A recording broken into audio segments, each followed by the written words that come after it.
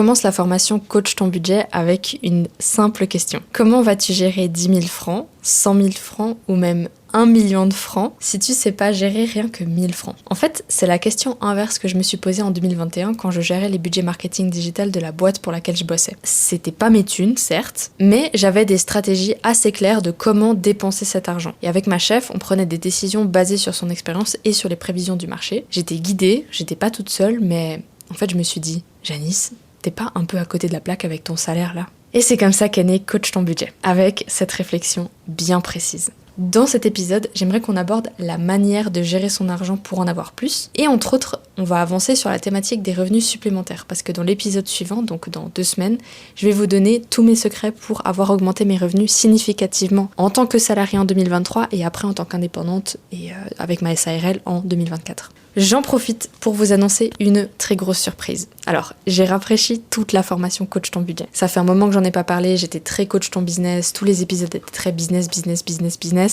Évidemment, je parle toujours de thunes, c'est toujours au centre du sujet me concernant, mais j'ai rafraîchi toute la formation Coach ton budget. En fait, il y a toutes les vidéos, elles sont toutes nouvelles. J'ai mis à jour toute la structure, j'ai repris la base et je l'ai mise à jour en fonction de moi, de mon expérience, de tout ce qui s'est passé depuis presque 2 ans, en fait, depuis le moment où j'ai commencé à créer cette formation. Au niveau de tous les outils, j'ai tout mis à jour parce que je sais qu'il y avait des bugs avec les fichiers Excel, avec les tableaux, il y avait des trucs que vous arriviez pas, enfin, en tout cas que les clients arrivaient pas forcément à gérer.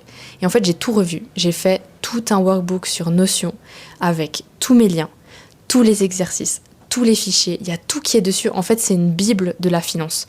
C'est-à-dire que vous avez tous mes bons plans, vous avez tous mes codes promo, vous avez tous les liens utiles, tous les guides, tous les exercices, tous les fichiers de suivi. Il y a tout dans ce truc. C'est vraiment mais je sais pas comment dire, c'est une mine d'or si vous avez besoin de reprendre vos finances en main. Et c'est vraiment le truc dont je suis le plus fière. Parce que autant refaire les vidéos, j'ai repris ce qui était déjà existant, j'ai mis à jour, j'ai rafraîchi, etc. Mais alors le Notion, le fichier qui est avec le cahier d'exercice, il est incroyable. Et en fait, un des trucs qui est encore plus fou, c'est qu'il y a un fichier budget XXL qui va vous permettre de faire à la fois des prévisions en termes de revenus et à la fois gérer vos budgets de manière hyper bien. En fait, c'est un vrai dashboard sur Google Sheet. Donc voilà, je suis vraiment très contente de cette nouvelle version.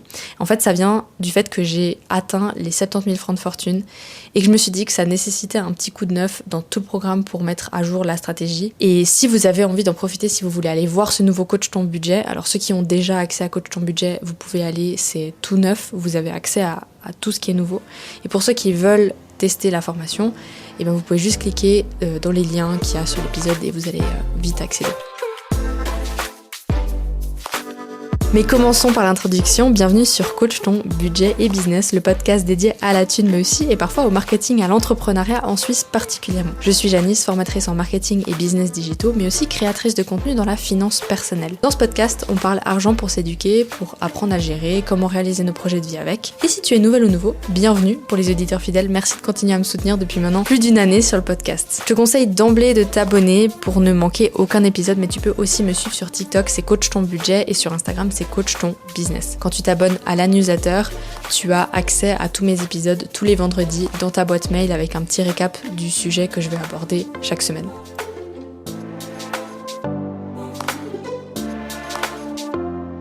Alors commençons cet épisode que j'ai baptisé Comment on gère 1 million de francs. Alors rassurez-vous, je n'ai pas 1 million de francs sur mon compte en banque. Alors, je l'ai dit, je n'ai pas 1 million de francs, mais je voulais vous parler de ces 70 000 francs que j'ai accumulés et de la stratégie que j'opère et que je donne en fait dans le cours Coach ton budget. Parce que forcément, je vais pas vous enseigner quelque chose que je ne fais pas moi-même. En fait, la stratégie, ou en tout cas la méthodologie Coach ton budget, c'est vraiment la mienne, c'est vraiment ce qui est personnel. Est-ce qu'elle est unique au monde? J'en sais rien. Moi, je l'ai développée par rapport à tout ce que j'ai appris dans la finance personnelle et elle me convient parce que maintenant, ça fait plus de 3 ans que je l'ai et ouais, ça fait 3 ans que j'ai commencé à vraiment prendre soin de mes finances et du coup, je pense que 70 000 francs en 3 ans, c'est pas mal. Alors, déjà, si on reprend la base, c'est que Coach ton budget, c'est une mission. Pour moi, c'est rendre la liberté financière à qui la veut. Alors attention, je dis pas forcément le mouvement FIRE et du coup d'arrêter de travailler le plus vite possible et d'accumuler le plus de thunes possible. Je dis juste que quand vous êtes à l'aise financièrement, quand vous avez une épargne de précaution, quand vous avez les thunes en fait, il y a tout qui devient beaucoup plus facile dans la vie. On peut mieux gérer un projet,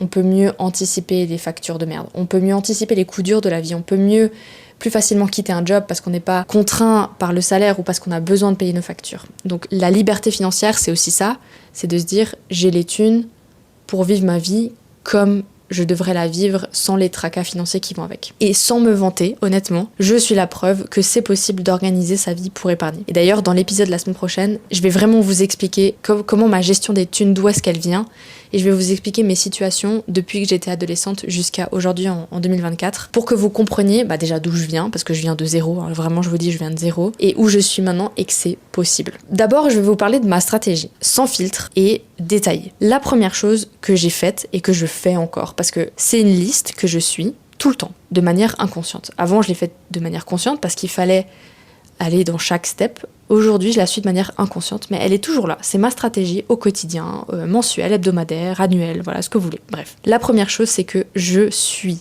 mes dépenses à la lettre. Et j'ai un budget qui est très bien ficelé. Ça veut pas dire que je me flagelle si je le dépasse ou quoi que ce soit, c'est juste que je connais mes dépenses. Je connais comment je dépense mon argent. Et ça, c'est une force inestimable si vous voulez reprendre votre vie en main. Connaître la manière dont vous dépensez votre argent, c'est savoir se maîtriser sur vos dépenses. Et du coup, ça m'amène à la deuxième chose, c'est que avant j'étais une acheteuse compulsive. J'achetais pour me remonter le moral, j'achetais pour avoir le truc de ce petit nouveau truc qu'on s'achète, de cette nouvelle fringue, de ci, de ça. Je ne fais plus jamais d'achat compulsif. Je réfléchis toujours au moins 30 jours avant de faire un achat. Et ça, mais si vous saviez combien d'argent ça me fait gagner, mais vous n'avez pas idée. Surtout venant d'une ancienne acheteuse compulsive. La troisième chose, c'est que j'épargne tous les mois et je ne repioche pas dedans. Et je ne parle pas seulement de l'épargne de précaution, parce que là, c'est normal de piocher dedans. Si on fait une épargne de précaution, c'est aussi pour payer les factures avec. Je parle de toutes les épargnes. Je ne pioche pas dedans. Jamais. Je vais en parler plus tard dans cet épisode. Je vais vous expliquer à quel moment on arrête d'épargner, à quel moment on commence à investir, on va en parler un petit peu plus tard. Parce que forcément, on peut pas, moi je vous conseille pas d'épargner à l'infini. J'ai arrêté d'épargner à un certain moment quand j'avais atteint ce qu'il fallait, mais là je continue parce que j'ai d'autres objectifs d'épargne qui font que j'épargne toujours encore. Ensuite, j'investis. J'investis en bourse et dans mon troisième pilier, parce que mon troisième pilier va en bourse, mais j'ai cette double stratégie parce que, un, fiscalement parlant, le troisième pilier est intéressant, et deux, parce que je trouve ça cool d'investir en bourse et ça m'intéresse. Voilà, j'ai des actions, j'ai des entreprises, j'ai des trucs qui m'intéressent. Et du coup, oui, j'investis en bourse, j'aime bien ça. D'ailleurs, c'est pour ça qu'il y a aussi Coach ta bourse, parce que je vous explique moi comment je fais pour investir en bourse. En dernier, pour augmenter mes revenus, j'ai lancé mon side business en 2023, donc Coach ton budget. Aujourd'hui, c'est ma propre entreprise et je travaille pour moi-même. Je pense que c'est le meilleur truc que j'ai pu faire dans ma vie, financièrement parlant. C'est m'indépendantiser. Alors au début, je voulais juste ne plus avoir de patron. Et en fait, au fur et à mesure de l'année 2024, je me suis rendu compte que je voulais pas avoir de patron, je voulais avoir mon entreprise et vraiment créer un projet qui me permettrait d'être, entre guillemets, chef d'entreprise plus tard. Ça, je l'ai remarqué, je l'ai compris au fur et à mesure, parce que dans le livre Le cadran du cash flow, c'est très bien détaillé. Il y a un peu cette phase entre travailler pour quelqu'un et travailler pour soi-même, c'est quand même travailler pour. Et de l'autre côté, c'est être chef d'entreprise et investisseur, et là, c'est l'argent qui travaille pour. Donc, vous voyez un petit peu la différence. C'est pas que c'est ce livre qui m'a éclairé là-dessus, mais c'est ce livre qui m'a donné l'image et la figure qui fait que je vois très bien en fait ce dont j'ai envie, voilà. Du coup, coach ton budget, c'est un peu tout ça, sans les revenus supplémentaires parce que ça c'est plutôt coach ton business. Mais coach ton budget en fait c'est une structure pour y parvenir avec des cours simples et efficaces, avec des astuces, les miennes, et avec des outils pratiques. Pour revenir à nos moutons de l'épisode, comment est-ce qu'on gère 1 million? En fait, je voulais vous parler de 2 exemples. Un premier cas de figure, quand on gagne 7 000 francs par mois, donc moi il n'y a pas très longtemps, quand j'étais encore salariée, à peu près, plus ou moins, et quand on gagne 1 million de francs à l'année. Alors, juste un petit disclaimer, j'ai pris des chiffres et des budgets simplifiés. Donc je suis pas partie en cacahuète avec quelqu'un qui gagne 1 million mais qui a 3 enfants, divorcé, avec une rente, machin, je sais pas quoi, bref. Non, je suis partie sur des chiffres très simples, des budgets très simples, parce que on est à l'oral, vous écoutez mon podcast, il faut que vous puissiez suivre ce que je raconte sans être perdu. Donc je suis partie dans des exemples simplifiés. C'est pour vous montrer comment ça fonctionne, la finance personnelle et la stratégie derrière ce que je raconte. Et surtout, l'intérêt de connaître son budget. Donc voilà, c'est plus facile de visualiser pour vous si je suis simple dans mes exemples. Alors, dans le premier cas, imaginons, je gagne 7 000 francs par mois, donc ça fait 84 000 francs par année. Ça me fait un revenu mensuel du coup de 7 000 francs. Alors j'ai mis des impôts au bol de nouveau, vous allez pas me tenir rigueur, j'ai mis 12% d'impôts, 840 francs par mois. Donc mes revenus après impôts, j'ai 6 160 francs par mois. Ok, on est sur des estimations, hein. Parce qu'en plus, si on commence à parler par canton, ici, mais j'ai des enfants, ici, mais je suis propriétaire, et non.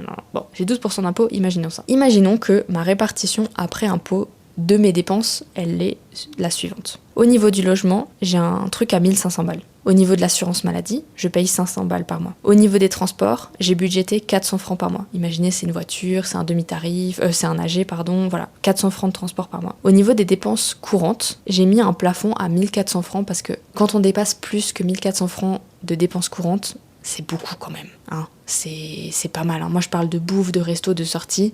À passer 1400 francs, vous dépensez quand même beaucoup d'argent, vous vous faites plaisir, hein. Je parle de quelqu'un, imaginons je suis seule, j'ai pas d'enfant, peut-être je suis célibataire, je suis pas en couple, bref, voilà. Donc j'ai aussi mis une répartition qui est assez élevée, par exemple un logement 1500 francs, bah ça c'était ma situation quand j'étais seule à Lausanne par exemple. Mon assurance maladie 500 francs, c'était ma situation à Lausanne avant. Aujourd'hui c'est bien différent, je paye beaucoup moins cher en logement, beaucoup moins cher en assurance maladie, beaucoup moins cher en transport. J'ai vraiment réduit mes dépenses, mais je suis partie un petit peu du haut plafond pour quelqu'un qui gagne 7000 balles, qui habite à Lausanne, un truc comme ça. J'ai mis une catégorie imprévue à 300 francs, et donc ça ce sont mes dépenses. Ok, ça ce sont mes dépenses tous les mois. Logement, assurance maladie, transport, dépenses courantes, imprévues, après impôt. Ça veut dire que après les priorités, il me reste 2060 francs. Ces 2060 francs, la plupart des gens vont pas forcément avoir un plan sur quoi faire avec. Ça va rester sur le compte, ça va être dépensé en vacances, ça va être dépensé en resto, en fringues, voilà. La plupart des gens les laissent sur leur compte et voilà, ça reste là. Donc quand on a 7000 francs par mois, en tout cas 6160 après les impôts, c'est cool parce que ça laisse un beau coussin financier, on a rarement peur de pas payer ses factures, etc. etc. C'est cool. Quand on a moins d'argent, cet argent qui reste, il est minime. Donc on est un peu plus ric-rac. Moi, dans ce que j'essaie de vous expliquer, c'est que qu'importe le salaire que vous avez et ce qui reste à la fin du mois, quand vous avez pris conscience de ce qui vous reste après vos priorités, vous êtes beaucoup plus puissant avec la gestion de votre argent. Donc, je suis partie du principe que cette personne, elle épargne encore par rapport à des projets, donc que ce soit vacances, elle doit faire son épargne de précaution, bref, voilà, elle a besoin de cet argent tôt ou tard. Donc, elle épargne cet argent et elle investit 10% du reste. Donc, ça veut dire qu'il y a 200 francs par mois qui vont dans des investissements. Donc, ça veut dire qu'elle épargne environ 1800 francs par mois dans ses projets de vacances, d'épargne de précaution, etc. Et je le disais avant, on peut constituer une épargne comme ça jusqu'à atteindre son objectif. Et donc après, quand vous avez atteint vos objectifs, que vous avez, je sais pas moi, vos 6 mois de salaire de côté, enfin 6 mois de dépenses de côté, que votre budget vacances il est plein, que vous avez tout rempli, bref, là, faut arrêter d'épargner, il faut commencer à investir cet argent. Je vous explique pourquoi après. Maintenant, je vais vous poser un challenge. Imaginez qu'annuellement, je gagne 1 million de francs. Bon, j'espère que ça arrivera en 2026. Hein. Très honnêtement, hein, j'espère. Non, je rigole, mais je rigole pas trop. Qu'est-ce qui change dans ma stratégie ? Pas grand-chose. Sauf les chiffres et l'argent que je mets de côté tous les mois. Et du coup, j'en parle à la fin, l'investissement. Donc, imaginons, dans le deuxième cas, je suis pété d'oseille, je gagne 1 million de francs par an, donc environ 83 000 francs par mois. Alors là, j'ai mis des impôts à 35%. Honnêtement, je ne sais pas ce que c'est de payer des impôts sur 83 000 francs au mois. Je n'en sais rien du tout. Donc j'ai demandé à ChatGPT de m'aider et il a mis 35% d'impôts. Donc les revenus après impôts, c'est 54 000 francs. Mais on va dire que 54 000 francs même après impôts, on est bien, hein, voilà. Donc on est parti du principe qu'après impôts, j'avais 54 000 francs. De nouveau, j'ai les mêmes charges qu'avant. J'ai 1500 francs de logement, j'ai une assurance maladie à 500 francs, le transport 400 francs, dépenses courantes 1400 francs, les imprévus que j'ai mis à 300 francs, etc., etc. Juste un truc, je veux préciser 2 choses. La première, c'est que vous allez me dire, oui, mais bon, il y a les factures de gaz, d'électricité, machin, tout ça, tout ça. En fait, ça, c'est ce que je mets dans cette épargne de précaution que j'ai calculée. D'ailleurs, dans Coach ton budget, vous apprenez à faire tout ça. Tout ça, c'est l'épargne de précaution parce que je vais prendre là-dedans pour payer derrière mes factures. Donc, vraiment, ce que je dépense là, ce dont je vous ai cité dans le budget, c'est ce que je vais dépenser tous les mois pour ma vie. Okay, et tout ce qui est facture, c'est épargne. Il y a un truc très important qu'on apprend au fur et à mesure qu'on gère son argent, c'est qu'il ne faut pas augmenter son train de vie en fonction qu'on augmente son salaire, ses revenus, etc. Bon là c'est un peu extrême parce que quand on gagne 50 000 francs par mois après impôt, moi voilà je doute que je reste dans un appartement avec blanc avec la vue sur mes voisins, mais pourquoi pas, si on veut rester frugal, si on veut rester... si on veut mettre un maximum de chances de son côté et de devenir ultra riche, pourquoi pas. Mais là, on est parti du principe que je garde cette situation parce que je veux être économe, ok ? Imaginons que après avoir payé mes priorités, en fait, il me reste 50 000 francs. 50 000 francs. Et que si je décide d'investir 10% de ça, ça me fait 5000 francs investis chaque mois. Techniquement, à ce stade, perso, je ne mettrai pas ça en épargne. Enfin, ça vaut pas le coup de le mettre sur un compte en épargne. Il faut l'investir, il faut faire un projet, je sais pas, un projet immobilier même avec autant d'argent. Il faut le mettre en bourse, il faut l'investir cet argent. Parce que ce serait bête de le laisser sur un compte moisir. À part les banquiers qui se frotteraient un peu les mains, ce serait un peu bête. Vous avez vu la différence, c'est que qu'on ait un petit salaire, même si je suis partie déjà quand même à 7000, ou qu'on ait un gros salaire, la stratégie de gestion de l'argent, elle est la même. Ce qui change, c'est les chiffres. Et en théorie, quand on est à 1 million, c'est aussi la stratégie d'investissement et d'épargne qui est différente. Parce qu'on a plus d'argent à disposition, donc on est aussi capable de faire plus de choses avec. Et juste après, je vais vous parler des avantages de savoir gérer son argent. Je vais vous expliquer ce qui se passe quand on investit cet argent. Notamment, j'en ai parlé dans un épisode précédent de l'intérêt composé, de l'effet cumulé, qui est un peu similaire. Hein. Mais je vais vous parler de ce qui se passe quand on investit cet argent. Comme ça, vous projetez et vous vous rendez compte à quel point c'est important de bien gérer son argent. Alors, me concernant, ce que j'ai su dégager comme avantage de gérer mon argent, c'est la toute première chose, c'était la stabilité financière. En fait, j'avais un budget structuré, j'évitais les surprises, j'étais calée en fait. Je savais que s'il y avait CERAF qui arrivait, si j'avais besoin d'aller au dentiste, si j'avais besoin de payer ma franchise d'assurance maladie, en fait, je suis calée quoi. J'ai pas peur. Il y a de l'argent à disposition, je peux payer, etc. Et en fait, faut savoir que un de mes rêves, un de mes objectifs, c'était de devenir indépendante en 2024. Et pour ça, il faut de l'argent, parce que personne va vous subventionner votre activité indépendante. Personne va vous dire oui tiens 30 000 balles, vas-y développe-toi hein, ton truc, sans business plan, vas-y. Non, il n'y a personne qui va vous prêter de l'argent.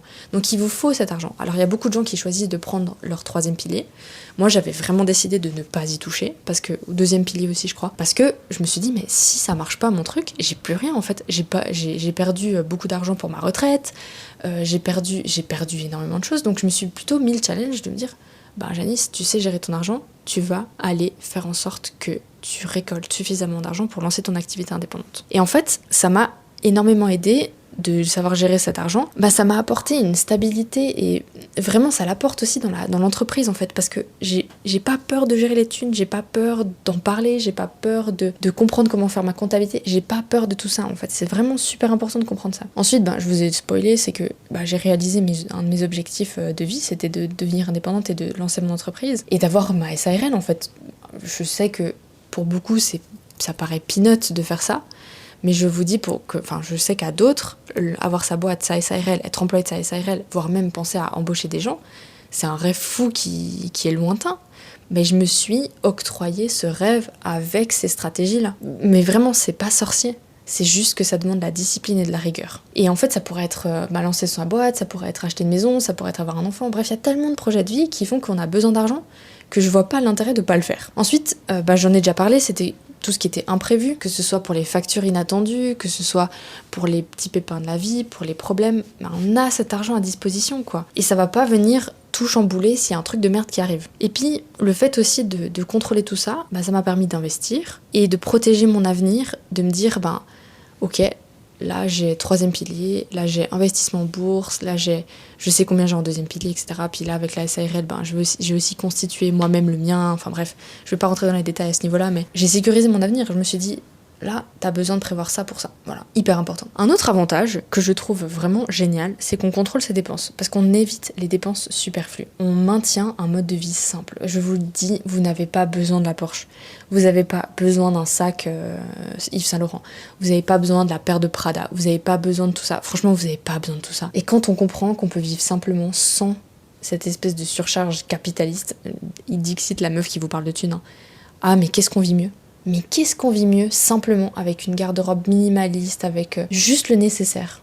Qu'est-ce qu'on vit mieux ? Qu'est-ce qu'on se concentre sur les bonnes choses ? Et qu'est-ce qu'on a moins de superflu aussi à la maison ? Magique. Et ce que ça m'a aussi apporté de savoir gérer mon argent, je vous parle de mon projet entrepreneurial, ma SARL, machin, c'est ça en fait, c'est toute la liberté. Moins de stress, plus de liberté pour faire ce que je veux, prendre les décisions que je veux par rapport à mon business, pour faire ce que j'ai envie de faire pour développer mon truc, pour développer ce que j'ai envie de donner aux gens. Ah mais ça, magique. Et toute cette année 2024, juste pour ça, elle a été exceptionnelle. Et puis, je vous parle pas de la sérénité que ça apporte aussi, de savoir gérer son argent. Je vous parle pas aussi de la croissance que ça apporte, parce que au début vous voyez peut-être pas les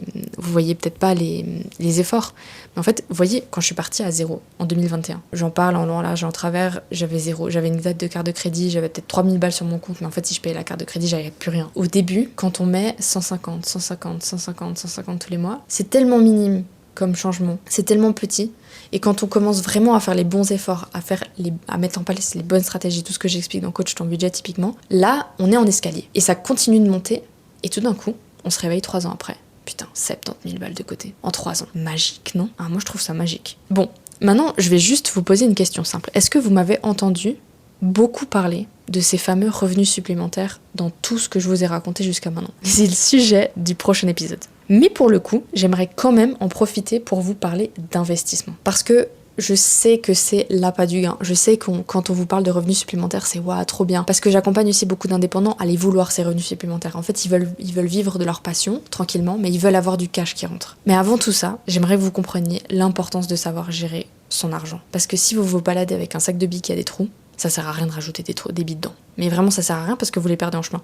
Vaut mieux réparer le sac et remplir de billes après. Imaginez que dans les 2 situations que j'ai citées précédemment, j'ai investi mon argent. Alors, je vous ai expliqué de plafonner l'épargne, voilà. Imaginez que je plafonne mon épargne désormais à 1000 francs par mois, parce que ça va pas payer les factures, le dentiste, etc. Tout ce dont je vous ai expliqué qui peut venir de manière imprévue. Et tout le reste, je l'investis. Imaginez que dans le cas de mes 7000 francs par mois, entre mon 3e pilier et ma bourse, j'ai un rendement à 4%. Ce n'est pas un rendement totalement débile parce que c'est ce que moi j'ai depuis 3 ans avec ce que j'ai investi. Donc on n'est pas trop à côté de la plaque. Maintenant imaginez dans le cas du million, là j'ai diversifié quand même mes investissements et j'ai aussi de l'immobilier dont le rendement moyen de tous mes investissements est plutôt à 5%. Ce qui est excellent, on est d'accord, c'est des très très bons chiffres. Si vous faites juste un compte épargne, vous n'allez jamais avoir de la vie ça. Mais si vous diversifiez vos investissements et que vous êtes smart, que vous vous formez à apprendre à investir, etc., c'est pas totalement débile. C'est vraiment pas totalement débile, c'est pas dégueu, on est d'accord, mais voilà. En fait, ce que j'aimerais juste vous dire, et puis pas qu'on me lance des œufs dessus ou je sais pas quoi, parce que j'ai là annoncé des rendements mirobolants, ce que je veux juste vous expliquer, c'est l'intérêt d'investir. Parce que si vous gardez en épargne, vous allez avoir quoi? 1%, 1,5%, les rendements de l'épargne en Suisse, ils sont dégueulasses. En plus, les taux, ils ont baissé de nouveau là, donc attendez-vous à ce que vos comptes épargne baissent également. C'est dégueulasse. Donc vous avez intérêt plutôt à investir cet argent et à bien l'investir correctement.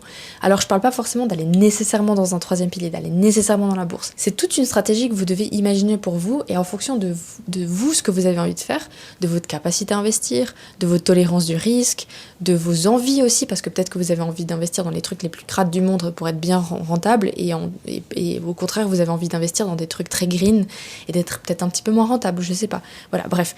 Donc ce que j'essaie juste de vous expliquer, c'est l'intérêt de passer à de l'investissement pour augmenter son rendement. Imaginons le cas numéro 1, j'ai mes revenus à 7000 francs par mois, j'ai un rendement de 4% et j'ai mon épargne plafonnée à 1000 francs par mois. Ça veut dire que sur les 2060 francs, il n'y a plus que 1000 francs qui sont investis tous les mois. Accrochez-vous bien mes amis, sur 10 ans, ça vous fait 423 000 francs.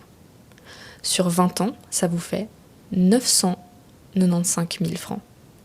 Sur 40 ans, ça vous fait 2 914 000 francs. Ça, c'est le secret de la prévoyance. Quand on vous dit qu'il faut mettre de côté tôt, faire un 3e pilier, soigner son 2e, etc. Enfin bref, c'est ça, en fait, qu'on vous explique. C'est qu'arrivé à la retraite, cet argent, il est là, il vous attend, et il va servir à renflouer le manque à gagner que vous n'avez pas grâce à l'État, grâce aux aides ou je sais pas quoi. Donc quelqu'un qui arrive et qui a fait ça toute sa vie et qui a été hyper minutieux avec son argent, qui a bien investi, qui a vraiment fait les choses très correctement, il arrive à sa retraite, bon 40 ans, 20 ans, 60, bah oui, ouais, il a commencé à 20 ans et bon, imaginez, ou ouais, il a commencé à 25 parce que bon, 20 ans, 7000 francs par mois, c'est quand même beaucoup, mais peut-être à 25 parce que moi j'étais à 26 ans, j'avais ce salaire-là, donc j'étais pas très loin. Après certes c'est un bon salaire, mais je veux juste que vous compreniez que même si on démarre de tout petit, imaginez vous avez 5000 francs, ce sont les petits pas après les petits pas qui vont construire ça pour plus tard. Et après c'est l'effet cumulé qui va vous faire gagner beaucoup plus d'argent sur le long terme. C'est ça que vous devez comprendre. Maintenant imaginez, j'ai 1 million de francs par an, j'ai un rendement moyen de 5% et j'ai plafonné mes épargnes à 1000 francs par mois. Mais bref, là, franchement, c'est même plus important parce qu'il y a tellement de fric qui tombe tous les mois que c'est plus du tout important. Sur 10 ans, il y a 7 894 000 francs. Sur 20 ans, il y a 20 819 000 francs. Sur 40 ans, il y a 76 883 000 francs. Bien sûr, là, on est sur quelque chose qui est absolument dérisoire parce que c'est pas à 25 ans qu'on a 1 million de francs par an et qu'on arrive à l'investir avec ça. Enfin, bref. Mais c'est juste aussi pour vous faire vous rendre compte que quand on vous dit que les riches s'enrichissent, c'est bien le rôle de l'effet cumulé. C'est bien le rôle de ces calculs, de ces mathématiques, du côté exponentiel de la chose. Et c'est pour ça que je vous invite à le faire même avec des petits revenus, parce qu'il a cette puissance même avec des petits revenus. Vous découragez pas avec des chiffres au million comme je vous ai cité. Encouragez-vous avec ce que vous avez et faites le nécessaire avec ce que vous avez, parce que vous allez voir des différences. C'est sur le long terme. Je vous ai dit, moi je me suis pas réveillée en 2021 en me disant ouh, en 2024, Janice, tu vas avoir 70 000 balles, wouhou. Non, je me suis pas réveillée comme ça. Mais là, ce mois-ci, enfin en tout cas au mois de septembre, octobre plutôt, j'ai regardé, parce que évidemment je traque toute ma fortune, je traque mes 3e piliers, 2e pilier, je traque tout. Et là je vois le chiffre et j'étais là genre waouh. Waouh.